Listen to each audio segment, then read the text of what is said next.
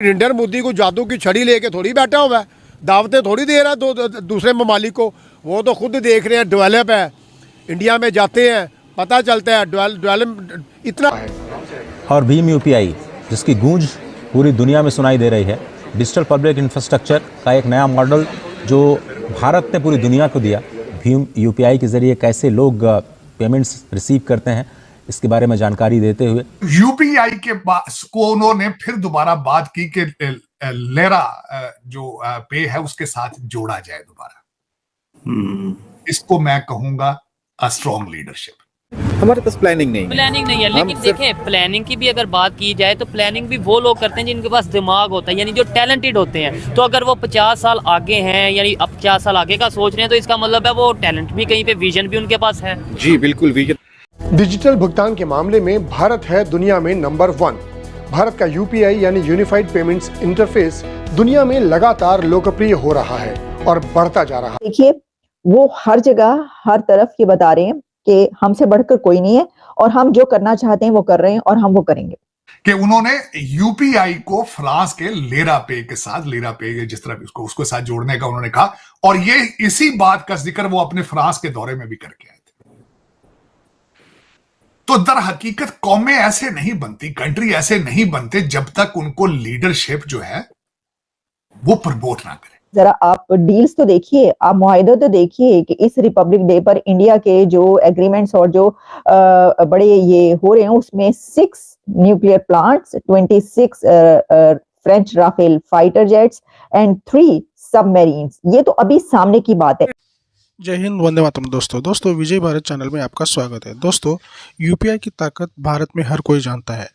PM Modi चाहते हैं कि दुनिया भर के देश भारत द्वारा इजाद किए गए इस पेमेंट सिस्टम को अपनाएं। फ्रांस के राष्ट्रपति मैक्रोन के साथ जयपुर के हवा महल के बारे में बाहर चाय पीने के बाद पीएम ने यूपीआई से ही पेमेंट किया। पीएम ने उन्हें राम मंदिर का एक मॉडल भी गिफ्ट दे दिया। जैसे कि आपको सबको पता है कि फ्रांस के राष्ट्रपति इमैनुअल मैक्रो 2 दिवसीय भारत दौरे पर आए हैं। भारत ने उन्हें गणतंत्र दिवस पर मुख्य अतिथि के रूप में न्योता दिया था। दोनों ने आज जयपुर में रोड शो किया। इस दौरान पीएम मोदी ने फ्रांस के राष्ट्रपति को गिफ्ट के रूप में राम मंदिर का मॉडल दिया और चाय पीने के बाद यूपीआई से पेमेंट की। तो दोस्तों, पीएम मोदी अपना जो यूपीआई है उसको स्ट्रॉन्ग यूएसपी बनाना चाहते हैं और वो ये चाहते हैं कि सारी दुनिया यूपीआई को एक्सेप्ट करे और यूपीआई का दबदबा बना रहे। तो इस बारे में पाकिस्तानी मीडिया में भी इसको बहुत चर्चे हो रहे हैं। पाकिस्तानी मीडिया को ये यूपीआई का जो सिस्टम है वो बहुत ही मतलब आश्चर्यकारक रखता है, क्योंकि और जिस तरह से मोदी साहब ने इसका प्रचार किया है और सारी दुनिया इसको एक्सेप्ट कर रही है, ये देखकर पाकिस्तानी मीडिया भौचक्का रह गया है। तो आइए देखते हैं इस वीडियो में पाकिस्तानी मीडिया का क्या रिएक्शन है इसके बारे में। मैं मिलता हूँ आपको वीडियो के आखिर में। दोस्तों, वीडियो आखिर तक देखना और लाइक शेयर कमेंट जरूर कर देना। चीजें जो है वो अगर डार्ट्स जोड़ी जाए तो रीग्रुपिंग हो रही है इस वक्त, लेकिन सिमिलैरिटीज विद द फ्रांस। एक तो मैं 60s के अंदर जो मिराज त्यारे दिए और सबसे पहले वहां से मैं इसको शुरू करना चाहूंगा। उसके बाद आपको पता न्यूक्लियर फ्यूल जो था वो 1982 में देना था अमेरिका ने, लेकिन वो बैकआउट कर गए। फिर फ्रांस ने दिया उनको। तो फ्रांस के साथ उनके रिलेशनशिप जो है वो, और इस दफा भी वो 6 न्यूक्लियर प्लांट जो है वो दे रहे हैं इंडिया को, ये बात चल रही है।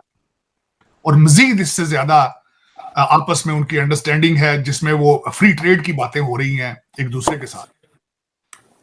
और उसमें वो जो मैक्रॉन है काफी एक्सपेक्टेशंस लेकर आए हैं। तो जब मैं अपनी तरफ देखता हूं तो दुख होता है, और तो कोई और वो मेरा फिर ये एक यही मैं इसी बात पे जख्मी हूं कि दुनिया का हर कंट्री जो है वो हमारे पास से गुजर रहा है हारन देकर। वो तो जहाज लग गया, वो लैंड किया उन्होंने राजस्थान। सारी बात है, पाकिस्तान से तारड़ साहब गुजरे होंगे तो हारन में जाके डर गए। हारन बजा, हर कंट्री हारन बजा के गुजर रहा है, और हमको वो कहते हैं शर्म हमको मगर नहीं आती। फिर ये बात करूंगा कि जब वो उन्हें हवा महल के पास जो दुकानों पर लेकर गए, वहां से उन्होंने राम मंदिर का रेप्लिका लेकर दिया। जब वो दे रहे थे तो यूपीआई को उन्होंने फिर दोबारा बात की कि लेरा जो पे है उसके साथ जोड़ा जाए दोबारा। इसको मैं कहूंगा अ स्ट्रॉन्ग लीडरशिप, मार्केटिंग कि उन्होंने यूपीआई को फ्रांस के लेरा पे के साथ, लेरा पे जिस तरह भी उसको साथ जोड़ने का उन्होंने कहा, और ये इसी बात का जिक्र वो अपने फ्रांस के दौरे में भी करके आए थे।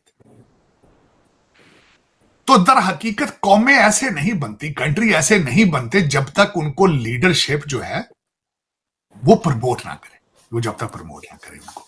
और मैं दुख के साथ कहूंगा कि आज मेरे वतन अजीज के अंदर नवाज शरीफ साहब के जलसे में जिंदा शेरों को तो लाया गया है, चीते भी लाए गए हैं, लेकिन किसी के मुंह से दो लफ्ज नहीं निकलते कि मुल्क को पांव में किस तरह खड़ा करना है, इकॉनमी का क्या होगा, कौम का क्या होगा। करो जैसे मैंने आपको बताया कि फ्रांस एक कई डेकेड से इंडिया के साथ जो है ये जो खास तौर पर डिफेंस की डील्स जो हैं वो करता रहा है, और इसमें जो है उसने कई एक मर्तबा इंडिया ने वहां से फ्रांस से जो है ऐसे खरीदी हैं अपना जो असलहा है, और इसके अलावा भी जो भी उनको जरूरत होती है इस हवाले से। और सिर्फ यही नहीं बल्कि इंडिया में ट्रांसफर हो रही है टेक्नोलॉजी, यानी ये जो आप देख रहे हैं और सुन रहे हैं कि ये तमाम उनको डिफेंस की सपोर्ट की जा रही है, उसमें इसके साथ उनकी टेक्नोलॉजी भी इंडिया ने कहा है कि हमें ट्रांसफर करो, तो उनकी टेक्नोलॉजी भी ट्रांसफर हो रही है इंडिया में। ये सबसे बड़ी बात है।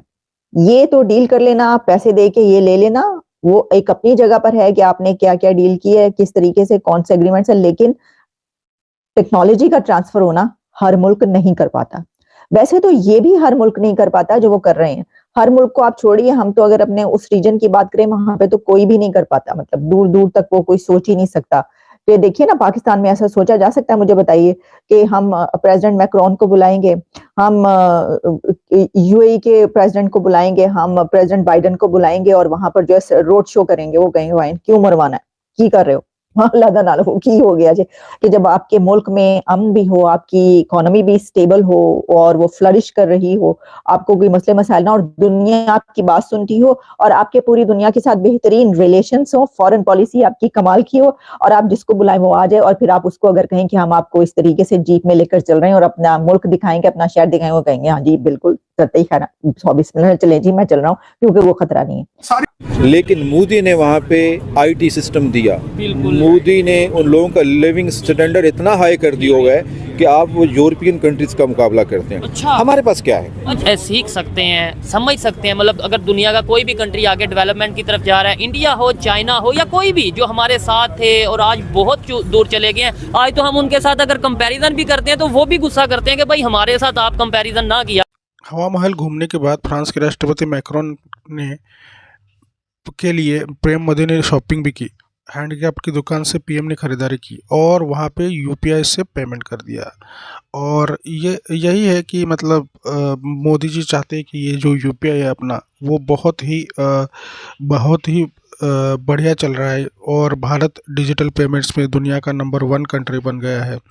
और मोदी जी अभी इसको इंटरनेशनल लेवल पे एक स्ट्रॉन्ग पेमेंट गेटवे बनाना चाहते हैं और भारत का जैसे इसको यूएसपी बनाया है। तो दोस्तों कम से कम 61 देशों ने अभी यूपीआई का पेमेंट सिस्टम एक्सेप्ट किया है और इसको अभी ग्लोबल होने से कोई नहीं रोक सकता।